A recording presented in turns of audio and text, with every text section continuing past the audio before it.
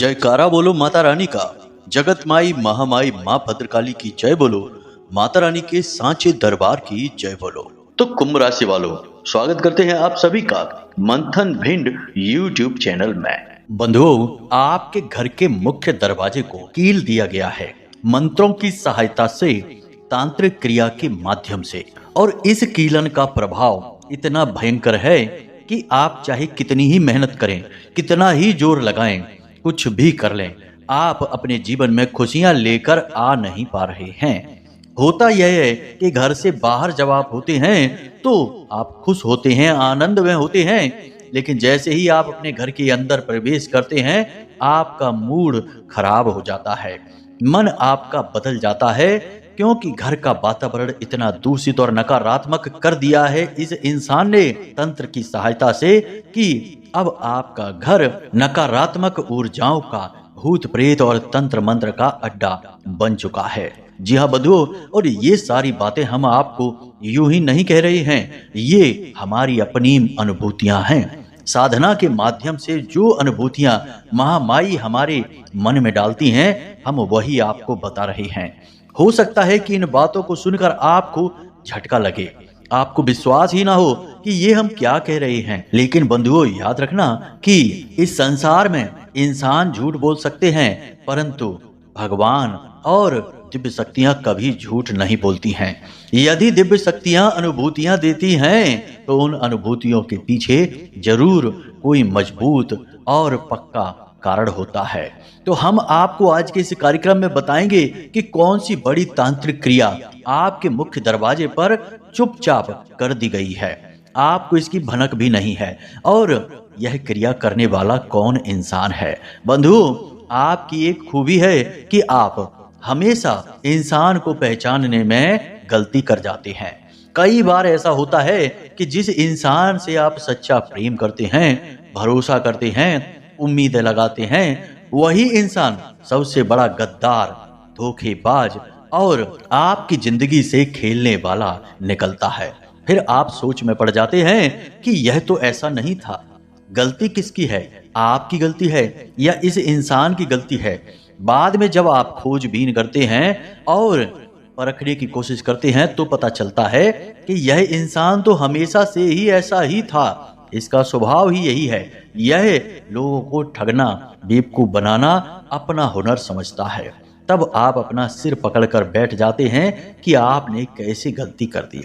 लेकिन बंधुओं, यह आपकी गलती नहीं है। आप हैं ही इतने भोले भाले, सीधे और सच्चे कि आप इन चाल फरेबियों को, धोखेबाजियों को समझ ही नहीं पाते हैं। जब तक आपको समझ में आता है तब तक बहुत देर हो चुकी होती है, और ऐसा ही आपके जीवन में कई बार हो चुका है।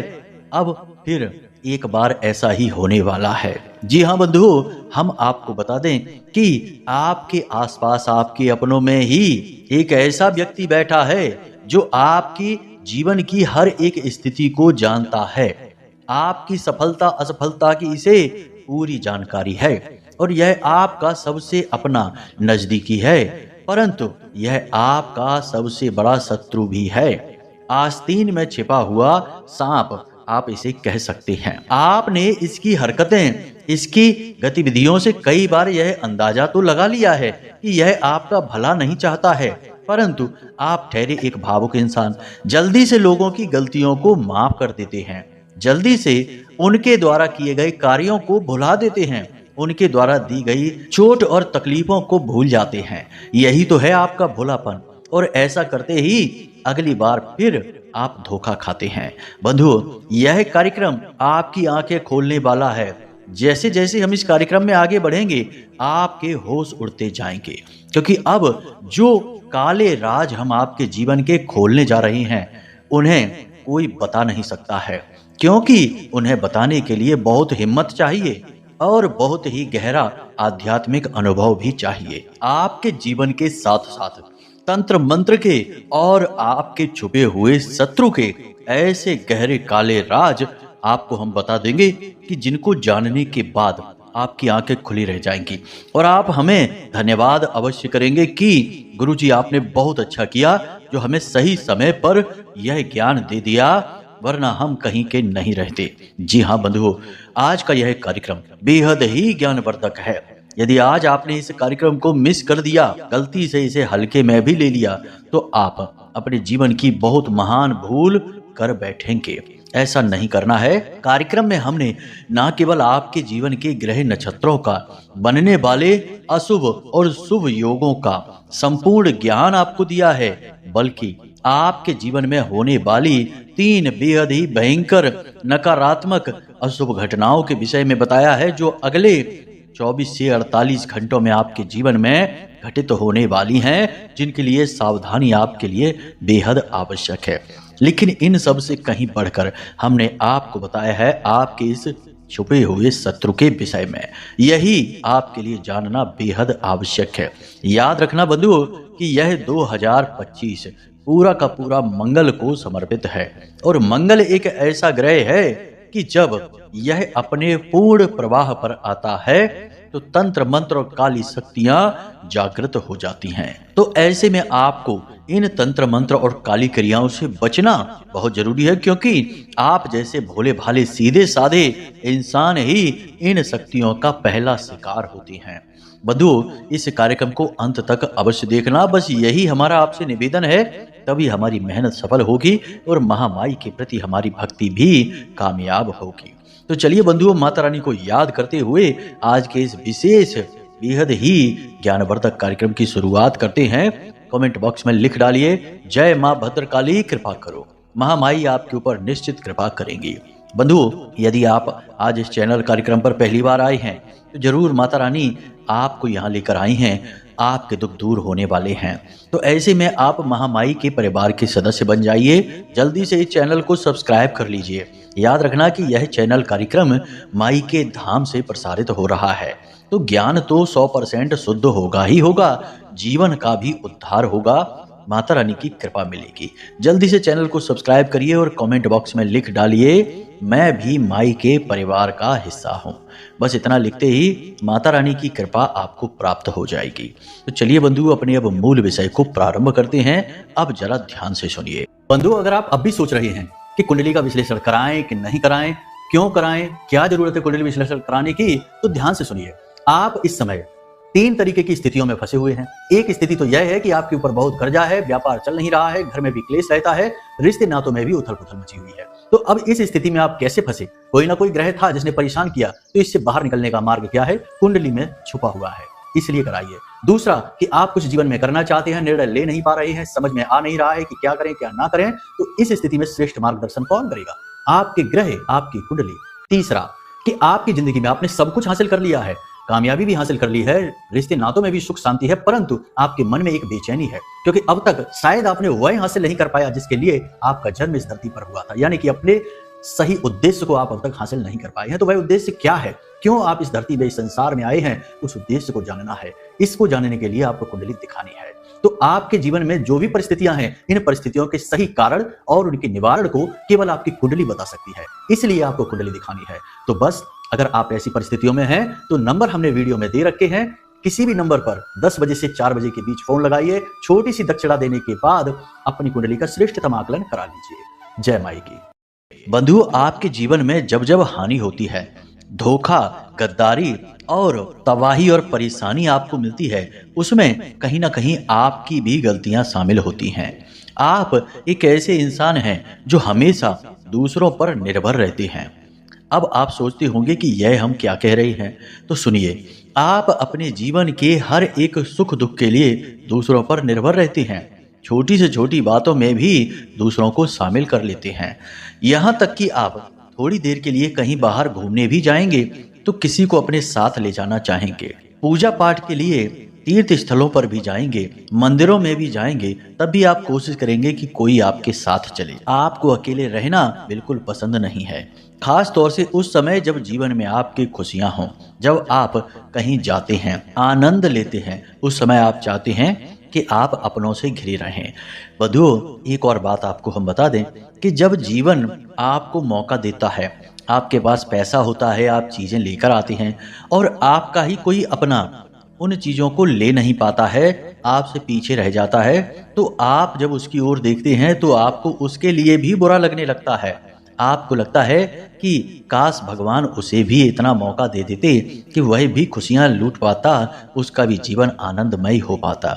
यानी कि यहाँ पर देखिए कि आप खुद अपनी खुशियों के लिए खुश होने के बजाय दूसरे के दुख को देखकर दुखी हो रहे हैं। ऐसा है आपका हृदय। अब इतना भोला भाला और सीधा हृदय ही हमेशा धोखेबाजों का शिकार बनता है। आप खुलकर सारी बातें बताते हैं, बहुत ही हंस हंस कर, खुश होकर लोगों के दिल में जगह बनाने की कोशिश करते हैं, उनके लिए सब कुछ न्यौछावर भी कर देते हैं, हर वक्त बिना किसी भेदभाव के उनके साथ खड़े हो जाते हैं। लेकिन जिन्हें आप अपना समझ रहे हैं वे ही मौका पड़ने पर आपको पीठ दिखा देते हैं। जरूरत जब भी आपको पड़ी होगी उन्होंने हमेशा आपको ना ही कहा होगा। छोटी मोटी पैसों की जरूरत भी यदि आपको पड़ी होगी तो लोगों ने आपके साथ चालाकी की होगी, बहानेबाजी करके आपसे पीछा छुड़ा लिया होगा। ऐसा आपके साथ कई बार होता है। तो बंधुओं, यह जो दूसरों पर निर्भरता है यह आपकी बहुत बड़ी कमी है। इससे आपको पीछा छुड़ाना ही होगा। जब तक आप ऐसा करेंगे लोग आपका भावनात्मक शोषण करते ही रहेंगे। याद रखना कि अब आज का समय वह सतयुग और द्वापर नहीं है जहां एक भाई वन चला गया तो दूसरा भाई उसकी याद में अपने महल छोड़कर जंगल में कुटिया बनाकर रहने लगा। आज तो भाई भाई का नहीं है, दोस्त दोस्त का नहीं है, यहाँ तक कि माता पिता भी कभी कभी अपने दो बच्चों में भेदभाव कर देते हैं। अक्सर ऐसा देखा जाता है, एक को बहुत कुछ दे दिया और दूसरे से सब कुछ छीन लिया, उसका हिस्सा ही उसे नहीं दिया। ऐसा भी माँ बाप आज के समय में कर रहे हैं, इसीलिए इसे घोर कलयुग कहा जा रहा है। आज के समय में रिश्तों की सीमाएं, मर्यादाएं भी समाप्त होती जा रही हैं। अब लोग लालच में इतने अंधे हो चुके हैं कि वे नहीं देख रहे कि आप कौन हैं, भाई हैं, रिश्तेदार हैं या फिर कमजोर हैं, आप जरूरतमंद हैं। नहीं, कुछ भी नहीं देख रहे, बस अपना मतलब सीधा करना है, लोगों को प्रेम के जाल में फंसाना है और अपना मतलब सीधा करके निकल जाना है। हद तो बेशर्मी की तब हो जाती है जब लोग इन सब बातों को बड़ी ही चालाकी के साथ चतुराई का नाम दे देते हैं और कहते हैं कि हम तो कितने स्मार्ट हैं, अपना काम निकलवाना जानते हैं। और कभी कभी आपने यह भी सुना है अपने के मुंह से ही कि लोग आपको बेवकूफ तक बता देते हैं। आप जब ये बातें सुनते हैं तो आपका दिल टूट जाता है, लेकिन आप कर भी कुछ नहीं सकते क्योंकि आप दिल के हाथों ही तो मजबूर हैं। दूसरी कमी आपकी बंधुओं यह भी है कि आप थोड़े से आत्मविश्वास के विषय में भी कमजोर पड़ जाते हैं। जी हाँ बंधुओं, यह बात सुनकर आपको शायद अच्छा न लगे, कड़वी लगे यह बात, लेकिन आपके जीवन में जब भी कठिन समय आता है आप जरूर किसी न किसी को दोषी बनाने लगते हैं, अपनी किस्मत को कोस देते हैं, भगवान को भी कभी कभी बुरा भला कह देते हैं। यहाँ तक कि कई बार तो भगवान की पूजा पाठ करना और मंदिर जाना भी आप त्याग देते हैं। जहां पहले आप लगातार मंदिर जाते थे या नियमित पूजा पाठ करते थे, आपके जीवन में कठिनाइयां आई, बुरा समय आया, कठिन समय आया, आपने भगवान से भी शत्रुता बना ली, भगवान से भी दूरी बना ली, मंदिर जाना बंद कर दिया और अब उतने मन से पूजा पाठ भी नहीं करते हो। ऐसा ना करो। भगवान किसी को दुख नहीं देते हैं, इंसान अपने ही कर्मों का दुख भोगता रहता है। अगर इंसान स्वयं को अच्छी तरह से जान ले, अपनी कमियों, अपनी खामियों को पहचान जाए तो वह गलती ही ना करे, और जब गलती नहीं करेगा तो उसके जीवन में दुख आएगा ही नहीं। जी हाँ बंधु, यह बात सत्य है कि सुख और दुख एक चक्र में चलते हैं, लेकिन ऐसा भी है कि यदि इंसान चाहे अपने सत्कर्मों की ऊर्जा को बढ़ा दे, भक्ति को बढ़ा दे, तो वह फिर कभी दुखी नहीं होता है, वह भगवान की शरण में आ जाता है, छत्र छाया में आ जाता है। तो अब एक बात याद रखना, जीवन में जब भी कष्ट आए, परेशानी आए या फिर दुख हो, कुछ भी हो, हर हालत में भगवान से जुड़ाव, अपना संपर्क, अपना प्रेम नहीं तोड़ना है। ऐसा करते ही आप सबसे पहली और सबसे बड़ी गलती कर देते हैं, और वह गलती है कि आप उस सकारात्मक ऊर्जा से अपना नाता, अपना रिश्ता तोड़ देते हैं। कभी भी ईश्वर को दोष मत दीजिए। अपने काम की, अपनी गलतियों की और अपनी नाकामियों की जिम्मेदारियां खुद लेना सीखिए। ऐसा कहिए कि आपके अंदर कमी थी, इस वजह से आपने धोखा खाया, आपने गलती की, इसकी आपको सजा मिली, आपने गलत जगह पैसे लगाए इसलिए आपके पैसे अटके, आपने गलत इंसान पर भरोसा किया इसलिए आपको धोखा मिला। हमेशा दूसरों को न चुनिए, अपने आप को चुनिए। आपके अंदर यह हुनर है, हालांकि आप में से बहुत सारे लोग हैं जो अब इस हुनर को सीख चुके हैं। वे अपनी गलती स्वीकार करते हैं और जैसे ही स्वीकार करते हैं सुधार हो जाता है। जब तक नहीं स्वीकारेंगे तब तक सुधार भी नहीं होगा। अब तीसरी गलती और कि आप अपने काम को सही समय पर नहीं करते हो। जी हाँ बंधु, कभी कभी ऐसा होता है कि आप ही किसी अन्य काम में व्यस्त हैं या यूं ही आलस में पड़े हैं या यूं ही काम का मन नहीं किया तो अपने काम को टाल दिया। अब समय जब निकलने को हुआ तब काम करने चले तो काम समय पर पूरा नहीं होता। कभी कभी ऐसा होता है कि परिस्थितियां ही आपको मजबूर कर देती हैं कि आपका काम सही समय पर ना हो। जो भी आपका काम है उस काम धंधे व्यापार को नौकरी को जो भी कुछ आप करते हैं उसे पूरी गंभीरता के साथ करिए, उससे अपनी रुचि कम मत होने दीजिए। आपके साथ ऐसा होता है कि कुछ समय के बाद आपकी आपके ही काम से रुचि कम होने लगती है, मनोबल आपका टूटने लगता है, आप अंदर से कमजोर असहाय महसूस करने लगते हैं। कभी कभी तो आपको ऐसा भी लगता है कि शायद ये नौकरी करके आपने गलती कर दी है या इस व्यापार को करके इस दुकान को खोल के आपने गलती कर दी है, आप फंस चुके हैं।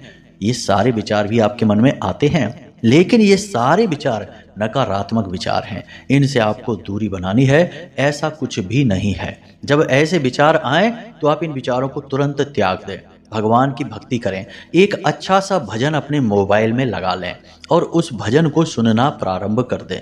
इससे आपका मनोबल भी ऊंचा होगा और आपके जीवन से नकारात्मकता भी दूर होगी। याद रखना कि यह पूरा संसार नकारात्मक ऊर्जाओं से भरा हुआ है। हर जगह नकारात्मक ऊर्जाएं तैर रही हैं, इन्हें ढूंढने की जरूरत नहीं है, लेकिन सकारात्मक ऊर्जा को ढूंढने की जरूरत है। यह हर जगह नहीं है, यह आपको खोजनी होगी, ढूंढकर निकालनी होगी, तभी यह आपकी सहायक होगी। तो ये तो हमने आपको आपकी ही खामियां बताई हैं, कमियां बताई हैं, और भी बहुत सारी छोटी मोटी कमियां हैं। जैसे कभी कभी आप अनुशासनहीन हो जाते हैं, कभी कभी आप जुबान से बहुत कड़वे हो जाते हैं, कभी कभी आप अनाप शनाप बातें भी बोल देते हैं और कभी कभी आप अपनों का ही दिल दुखा देते हैं। जो आपके सच्चे अपने हैं उनका आप दिल दुखा देते हैं। कभी कभी आप जरूरत से ज्यादा लापरवाह हो जाते हैं। ये सारी कमियां मिलजुल कर आपको कहीं ना कहीं नकारात्मक परिणाम ही देती हैं। तो इनके बारे में सतर्कता तो बहुत जरूरी है।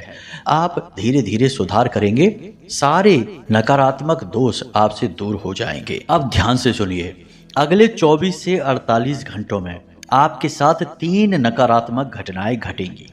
पहली कि आपको वाहन आदि सोच समझकर चलाना है, ऊंचे स्थानों पर सोच समझकर जाना है और एकांत में किसी के साथ नहीं जाना है। मतलब कि पार्टी वगैरह करने के लिए दूर दराज के इलाकों में लोग आपको बुला सकते हैं, आपके मित्र यार आपको बुला सकते हैं खाने पीने के बहाने से या किसी अन्य प्रकार के बहाने से।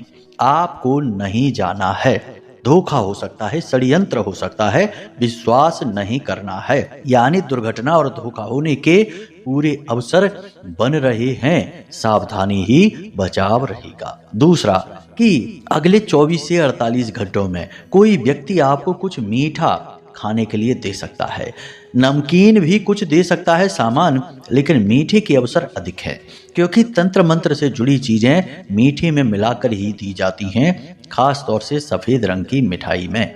कोई प्रसाद के नाम पर आपको कुछ खाने के लिए दे सकता है, आपको नहीं खाना है, अगर ना नहीं बोल सकते तो ले लेना, लेकिन उसे मुंह में मत रखना, खाना नहीं, थोड़ी देर हाथ में रखे रहना और थोड़ी दूर जाकर कहीं भी किसी भी स्थान पर डाल देना। आपको दोष नहीं लगेगा, क्योंकि भगवान के प्रसाद में भी यह बाध्यता नहीं है कि आप किसी अनजान इंसान से प्रसाद ले लें। भगवान का प्रसाद केवल मंदिर और मंदिर के प्रांगण में ही लिया जा सकता है। उसके बाहर यदि कहीं आपको कोई प्रसाद के नाम पर कुछ दे रहा है तो बिल्कुल मत लीजिए। कोई ऐसी धार्मिक बाध्यता नहीं है, कोई ऐसी शास्त्रीय पद्धति भी नहीं है कि प्रसाद लेना मजबूरी है। बस आप ले लीजिए, लेना नहीं, खाना नहीं, उसको हाथ में लिए रहना है, वरना धोखा हो जाएगा। फिर बाद में आप पछताते रह जाएंगे, कुछ भी नहीं हो पाएगा। तीसरा, कि आपसे कोई पैसे उधार मांग सकता है। जी हाँ बंधुओं, यह घटना 3 से 5 दिनों में घटित होगी। कोई व्यक्ति आपसे पैसे उधार मांग सकता है।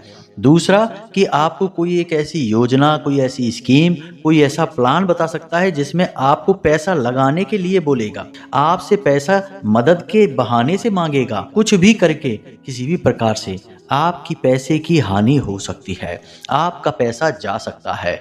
तो आपको सावधान रहना है, अंधविश्वास नहीं करना है, पैसा किसी को किसी भी हालत में यूं ही नहीं देना है। बस यह सावधानी रखनी है।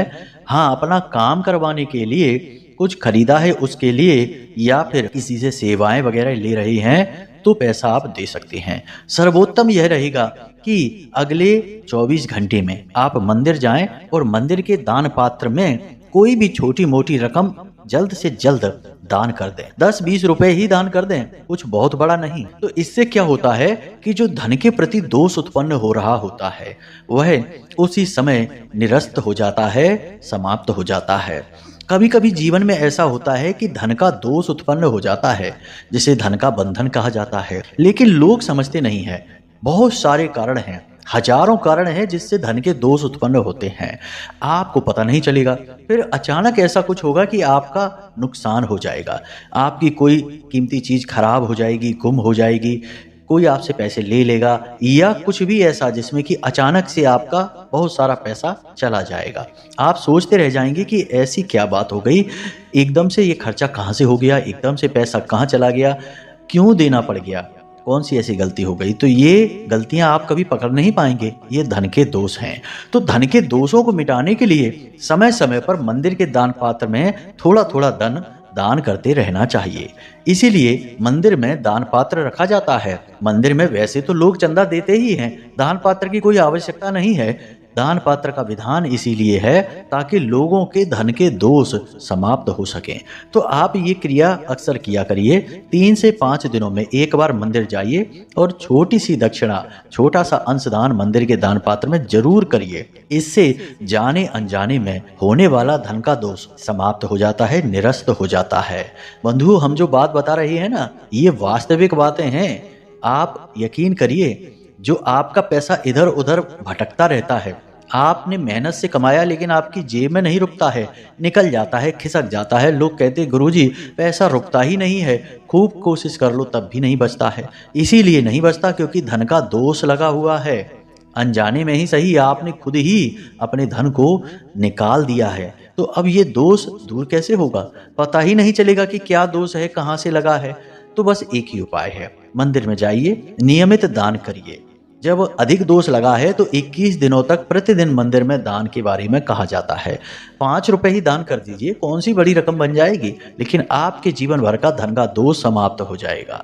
आप इस क्रिया को करके देखिए, आपको कुछ ही दिनों में लाभ मिलना शुरू हो जाएगा, हमारी गारंटी है। जी हाँ, तो बस इतना आप कर लीजिए। अब एक जरूरी क्रिया है जो आपको अवश्य करनी ही करनी है। इस क्रिया को करने से आपका मुख्य दरवाजा सुरक्षित हो जाएगा, आप खुद भी सुरक्षित हो जाएंगे। जी हाँ, तो ये क्रिया आपको शनिवार के दिन करनी है। क्या करना है आपको? शनिवार के दिन रात्रि के समय यानी कि 9 से 11 बजे के बीच में आपको स्नान करने के बाद अपने पूजा घर में जाना है। पूजा घर में जाने के बाद गाय के घी का एक दीपक जलाना है। उसके बाद आपको इस मंत्र का जाप करना है। मंत्र कौन सा है? आपके मोबाइल की स्क्रीन पर दिखाई दे रहा है, हम बोलकर भी बता देते हैं। ओम ह्लीम बगलामुखी सर्वदुष्टानां वाचम मुखम पदम स्तंभय जीभाम कीलय बुद्धिम विनाशाय ह्लीम ओम स्वाहा। इस मंत्र का आपको जाप करना है। एक माला जाप करना है हल्दी की माला से, और उसके बाद आपको जाप करते समय थोड़ी सी पीली सरसों भी लेनी है। पीली सरसों खंडित नहीं होनी चाहिए, थोड़ी सी ही लेनी है, 1 चुटकी।